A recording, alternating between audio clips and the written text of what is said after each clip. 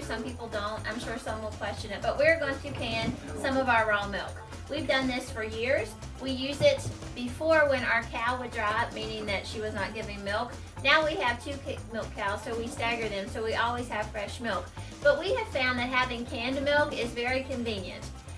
Canned milk can be water bath or it can be pressure cannered. That's completely your decision. And we will show you the steps of how to can this wholesome goodness. The first thing we're going to do is skim the cream off of our milk if you're using raw milk. This will also work with store milk, so you wouldn't have the cream, you would just have regular milk. So after that, we're going to start pouring it into the jars. As I had previously stated, it can either be pressure cannered or water bathed.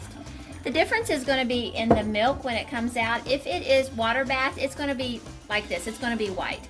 If it's pressure canned, it's going to have a more caramelized texture. You'll see some caramel at the top from where the sugar has been heated up from the milk, and it will caramelize on the top. But either one is great for recipes when you're cooking. It's not really good either way to be drank.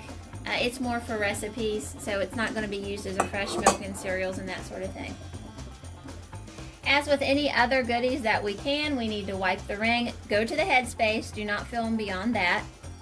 Wipe the ring, put on a previously simmered lid, and then tighten the ring hand tight.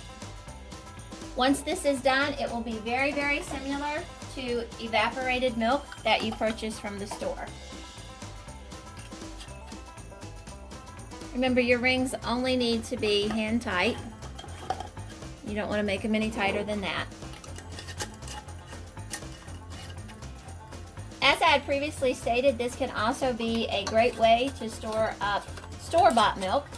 That way you don't have to worry about running out in the middle of a blizzard or any other time. I choose to pressure can the milk because when we pressure can, it's got to be 10 minutes at 10 pounds of pressure. If you do a water bath, that's 60 minutes. Even with the canner building steam, doing its 10 minutes, then I turn it off. I feel that I save gas because we have a propane stove rather than doing the hot water bath, which will take a while for the water to be able to boil. Then the 60 minutes of boiling the whole time. If the water gets too low, I have to add water, have to wait till it starts boiling and start back. So that's just my personal preference, but you can do it either way. When I use my pressure canner, I never put the water up over the jars. I just make sure that I have enough in there that when the steam starts being produced inside the canner, it doesn't run out. We don't want to let it run out. So we have it in our canner. We're going to turn it on and get it started. Put the lid on. And very soon we'll have some canned milk. Here's our raw milk, all canned up, ready to be shelf stable. Thanks for watching our channel and have a great day.